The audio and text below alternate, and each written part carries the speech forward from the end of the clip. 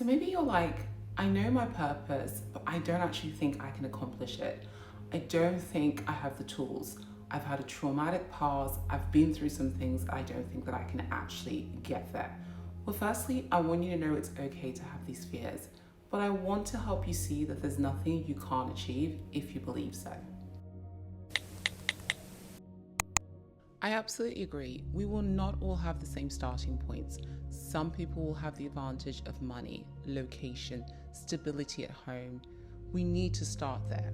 This is why some people would argue that everybody should be given the exact same starting point in order to perhaps have the same opportunity and thereby allowing everyone a shot to get to the top, so to speak. But you know what? This isn't a political channel. I'm not actually sure I entirely agree on that principle, but that's not what we're here to discuss. What I want you to know that it's entirely okay wherever you're starting from. You can still accomplish your vision. You can still, in spite of perhaps being in a chaotic home, perhaps being in a home where you weren't encouraged or supported, this will not stop you. First thing though is that you need to establish why you don't believe you can attain your vision. Was it because of this chaotic environment? Was there even abuse where you were not encouraged, where you were physically abused? It's important to acknowledge these things. Ignoring it will actually hinder your progress to having the vision, the life you want. And the way to start is firstly, recognizing that this isn't your fault. Secondly, seeking the help for it. Perhaps a psychologist, perhaps another role model that you can confide in. This is usually the first step that I would encourage my patients who come to me and they realize that a lot of the concerns, issues they're having in adult life stems from their childhood. I know definitely as a child of an immigrant that this has always been a big thing growing up in the UK. There was always that point of tension between other kids at school. You know, I would always get the question of, so I guess your parents must be cleaners. And I never understood what that actually meant because I was like, well, no, they're not. But what's the actual big deal about it? But as I got older, I actually understood from the way some certain teachers would treat me and the way certain other of my fellow pupils would talk to me, what the implication of what they were saying was. But I had to acknowledge that my starting point was very different to the child that was born and grew up in the UK. And I needed to also see that this didn't mean that I couldn't get to where I wanted to, but it did mean that I had to do things perhaps slightly differently. So that's the first thing I would do. I would ask you to do. Acknowledge these fears, find out the root of them, and then see what next needs to be done. I don't believe in victimhood, so this is not what I'm trying to encourage here. But if you don't acknowledge these blocks and seek support, help, information on how to overcome or lessen their negative effect, you likely won't get off the launching board. Okay, even if you do, you might be thinking, the odds are still against me in every way. I came from a chaotic home. I don't have the funds. My teachers weren't supportive. Where do I even start?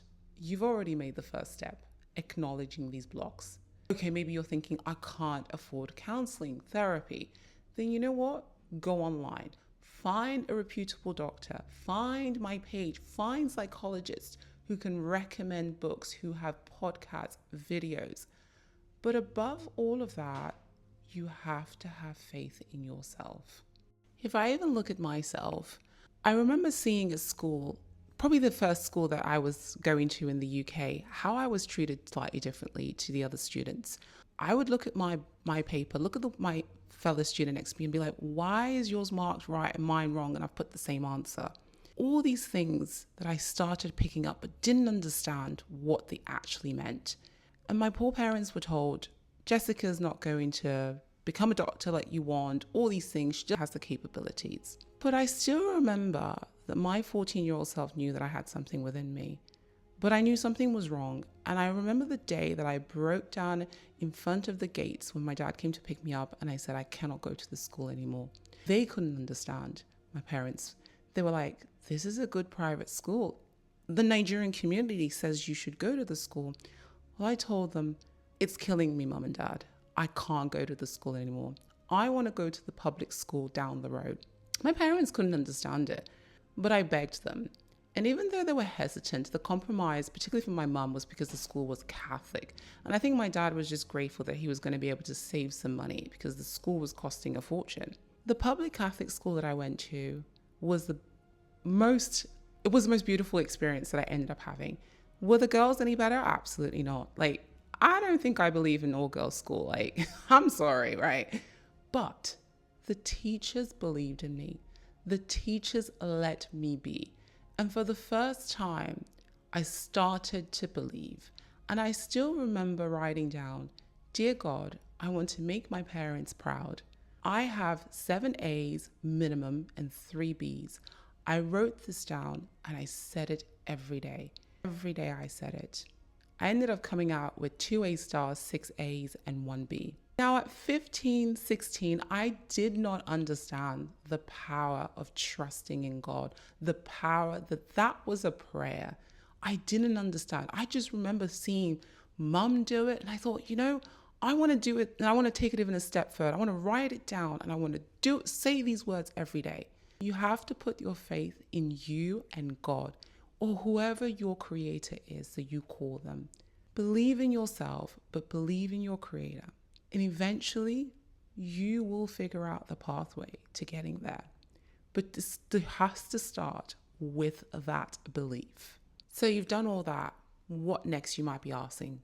Actionable goals. But you're asking, Jess, I want to be a doctor. But that's not going to be easy. Of course not. Nothing worth having is. But actionable goals is the next step. You can start with research. What subjects do I need to take? What grades do I need to get into X uni? Do I need a scholarship? Do I need some sort of support in terms of being able to afford the fees? And if so, what do I need for this? Do I need to know how to write an essay? Do I need to have some sort of extracurricular activity? And even if you don't have money, it's okay. You don't need money to go through these goals. There are computers at the library. Find a role model. Message doctors like myself. Ask us these questions. Write down the steps, the resources you need, who you need to speak to, what sort of help you need, what contacts you need. How do I go about creating this vision I have for myself? Write the steps. Now, maybe for you, your purpose, your vision is you want to be married and be a stay-at-home mum. I think there's a misconception that being a housewife is an easy job. I've met a lot of housewives, those that do it properly, and they are some of the hardest working women I have met. But I think nowadays it's been glamorized and it's been made to mean that being a housewife means your husband is a billionaire. No, it's not. It is one of the hardest jobs, and often you may not get a lot of reciprocated, even at daily thanks, not because your family doesn't love you, but because you have a very distinct role that you feel that your partner often can't feel and doesn't understand to the extent of what you do. So absolutely, being a full-time mom is a beautiful purpose and completely adequate purpose, but you still need to form an interest outside of your future husband and children. Better yet, one that can earn you spare change from home. Because if I would say the biggest point of friction I see with my couples that have children, the buildup of resentment because one party isn't pulling their weight, because they don't feel appreciated. And then the other thing I see is when the kids have left home, is two people that realize that they don't like themselves, or one party feels that the other one has created a personality outside of just the family and they feel resentment. So even if you feel your purpose isn't career driven, don't feel that this is not a purpose, but acknowledge that, for instance, being a housewife is just as difficult as becoming an accomplished organist. So you know your vision, your purpose, you know the steps that you want to take, you know that God is always going to be there for you. I want you to do something for me over the next couple of days. When you're on your walk, when you're sat somewhere quiet, I want you to ask yourself this question. What about me am I most proud of? Or what about me gives me most joy? Am I sharing this gift fully with friends, family, and the world? And if you're struggling to find something, then maybe you're not actually quite living in your authentic, purpose-driven life. And that's perhaps where you need to go back and ask, why? What is it that I want to be actually doing with my life?